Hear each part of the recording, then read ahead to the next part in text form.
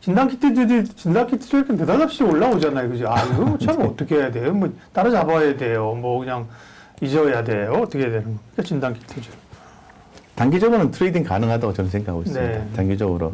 그 중에서도 오늘 제가 또 오늘 제가 오늘 CGN 같은 경우는 17% 올랐잖아요. 저는 항상 그 이벤트 이슈를 굉장히 중요하게 네. 생각을 하는데. 이벤트가 있었나요? CGN? 예, 있었습니다. 왜냐하면은 이벤트가 있는 종목, 그러니까 과거에도 보시면은, 카카오 게임즈 같은 경우에도 이벤트가 있었잖아요. 조금만 빠지면 되는데, 규제 이슈에 의해서 더 많이 빠진 거잖아요. 그것도 이벤트거든요. 그러면 더 많이 빠지면은 그만큼 나중에 스프링 효과가 나온다는 거죠. 그래서 지금 위드 코로나 경제 회복 기대감에 의해서 진행했습니다만은 실질적인 경제 회복에 대한 기대감이 사라지고 있는 상황이고, 거기에다가 이제 금리 인상 이슈까지 덧붙어 가지고 또 모든 게 위축이 되고 있는 그런 상황에서 다시 위드 코로나 이후에 확진자가 4,000명이 또 넘어가고 중증 환자가 580명이 넘어가는 현상들이 나오게 된 거죠. 그러면서 부스터 샷 얘기 나오고 추가적인 어떤 검진 이런 것들이 나오고 있는 거죠. 근데 위드 코로나 하기 전에 우리가 위드 코로나 하면 뭐 소비나 이런 쪽도 주목해 봤습니다만 항공 여행 못 가는데 네. 확진자가 늘어날 거는 사실은 일도 몰랐냐? 아무도 몰랐냐? 다 알았거든요. 그렇습니다. 늘어날 수밖에 없죠. 근데 이제 이게 며칠 있다 이렇게 확 반응하니까 이렇게 사실은 미래가 어떻게 예측이 불가능한 건 아닌데. 네. 근데 지금 사실 확진자 수가 많이 늘었대가지고 경기 회복에 대한 기대감이 죽는 개념으로 얘기하긴 수는 없고요. 그게 크지는 않고 오히려 회복에 대한 어떤 확실성이 이제 감소가 된다는 걸로 해석이 되는 거고, 사실 그 코로나와 경기 회복에 대한 부분은 별개 개념으로 지금 진행되고 있다고 보시면 되겠습니다. 분명한 것은 다시 또 이런 확진자 수가 증가됨에 따라서 진단키트 관련주들이 이제 주목되게 되는 건다, 이렇게 말씀드리겠습니다. 그래서 결론적으로 지금은 주목을 해서 트레이딩 영역으로 들어가도 된다, 이렇게 말씀드릴게요. 자, 그러면은 결론적으로 보면은 뭐 어떤 종목을 볼 것이냐, 여러 가지 종목들이 있겠죠. 예, 그럼 보면은 많이 있는데, 그 중에 저는 CGN 아침부터 계속 말씀드렸거든요. 이제 CGN을 봐야 된다.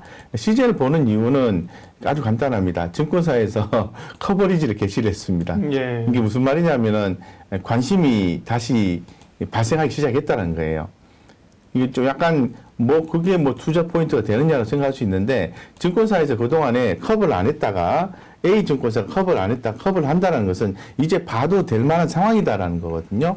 그래서 주가도 이미 많이 빠져 있고, 그리고 또 어느 정도 향후에 역성장 이런 부분들이 또 이렇게 좀 불가피할 걸로 좀 사실 보여졌어요. 팬데믹이 안정화가 되면 역성장할 것이다. 근데 지금 팬데믹이 아직은 안정화가 안 됐잖아요. 그래서 그런 부분이 있는 것 같고, 지금 회사에서 장비 판매에 따른 시약 장비 락인 효과라든가 또 관련되어서 또 어떤 시약 개발자 자동화 시스템 개발과 M&A 신사업 진출 이런 부분을 얘기를 하고 있거든요. 그렇기 때문에 상당히 긍정적이고, CGN을 또 보는 이유가 뭐냐면은 쇼커버 현상이 또 나와주고 있어요. 그래서 최근에 공매도에 대한 얘기를 좀 많이 드리고 있는데,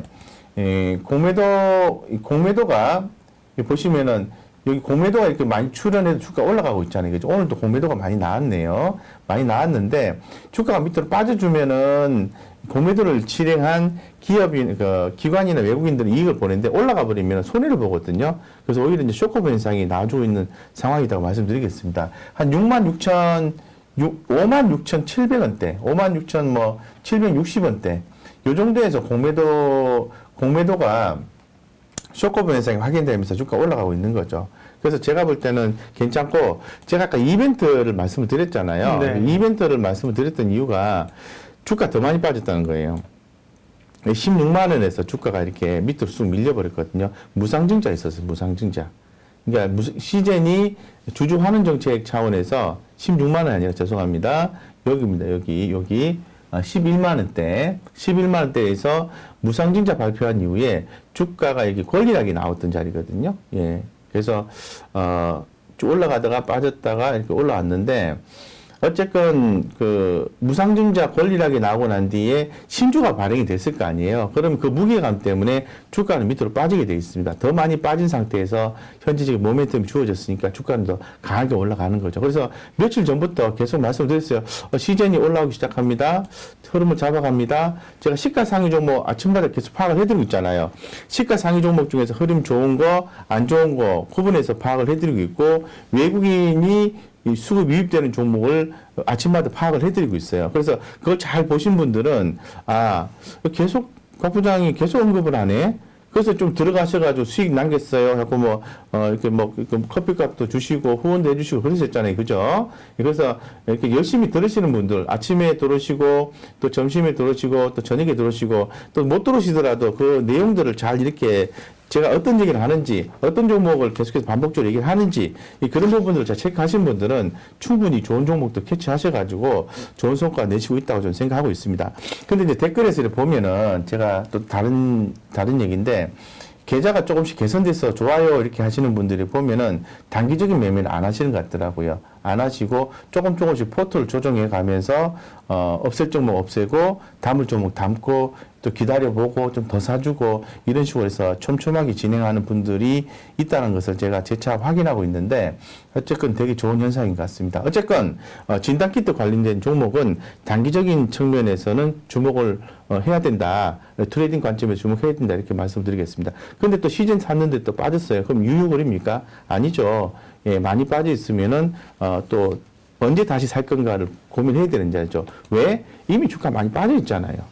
예, 그래서 또 시즌 같은 경우는 분자 진단 기업으로서 차트 한번 보여주십시오. 분자 진단 기업으로서 앞으로 더 주목이 된다는 거죠. 예, 그렇기 때문에 분자 진단 기업으로서의 주목이 되는 기업은 진단 키트가 없어도요 성장할 수 있는 모멘텀을 갖고 있다는 거죠. 그리고 최근에 흐름이요. 서서히 이제 바이오 관련된 종목들의 움직임이 바닥권에서 있어요. 그래서 기존에 또 앞전에 이재용 부회장이 했던 어떤 바이오 관련돼서 또 삼성 바이오로직스도 조금 움직임이 있었죠. SK 바이오사이언스도 올랐죠. SD팜도 좀 오르고 있죠.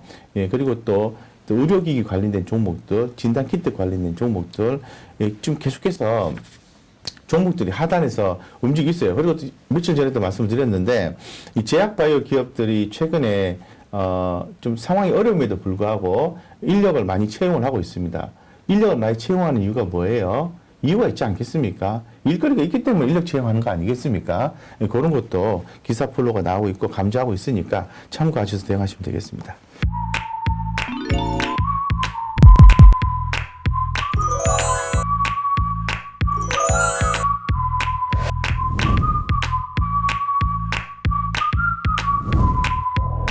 개인 투자자를 위한 진실된 방송 한국증권TV가 구독자 여러분을 새롭게 찾아갑니다. 확 바뀐 한국증권TV의 다양한 콘텐츠를 직접 경험해보세요.